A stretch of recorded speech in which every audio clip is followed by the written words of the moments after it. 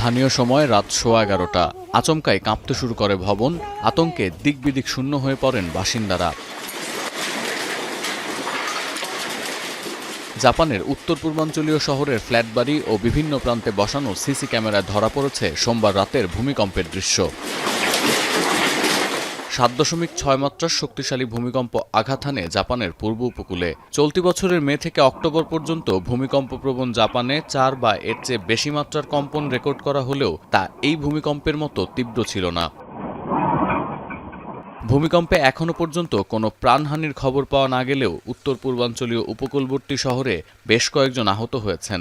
আওমেরির মুতুসু শহরে ক্ষতিগ্রস্ত হয়েছে বেশ কয়েকটি আবাসিক ভবন। পাশের তোহাকু টাউনশিপে ধসে গেছে সড়ক। রাস্তায় রাখা গাড়ির ওপর খসে পড়েছে কংক্রিটের টুকরো আর বিলবোর্ড। সোমবার রাত থেকে কয়েকটি রুটে ট্রেন চলাচল বন্ধ রেখেছে ইস্ট জাপান রেলওয়ে। বিলম্বিত হচ্ছে উত্তর রুটের রেল পরিষেবাও।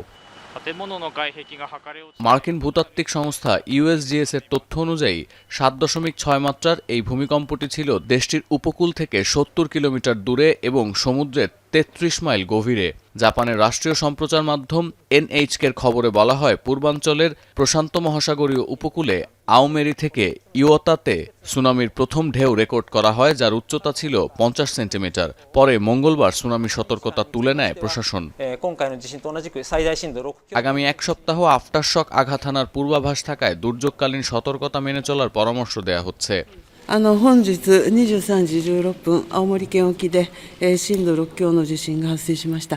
政府においては同23時16分にএরই মধ্যে উত্তর পূর্বাঞ্চলীয় উপকূলীয় শহর থেকে প্রায় 1 লাখ বাসিন্দাকে সরিয়ে নিয়েছে প্রশাসন। এছাড়া ভূমিকম্প আঘাত হানার পরপরই হাচিনাহোর একটি বিমান ঘাঁটিতে আশ্রয় নেন প্রায় 500 মানুষ। হোক্কাইডোর নিয়োচিতোসে বিমানবন্দরে আটকা পড়েন 2 শতাধিক যাত্রী। ক্ষয়ক্ষতির মাত্রা নির্ণয় ও উদ্ধার অভিযানের জন্য 18টি হেলিকপ্টার প্রস্তুত রেখেছে প্রতিরক্ষা বিভাগ। ইউএসজিএস এর তথ্য অনুযায়ী জাপানে ভূমিকম্প তীব্রতা নির্ণয়ের 1 থেকে 7 মাত্রার স্কেলে হাচিনোহো শহরে উচ্চ 6 মাত্রার কম্পন রেকর্ড করা হয়। এর অর্থ সোমবারের ওই ভূমিকম্প আঘাত হানার সময় হামাগুড়ি ছাড়া নড়াচড়া করা সম্ভব ছিল না। সতীর্থ কর্মকার, এখন বিশ্ব।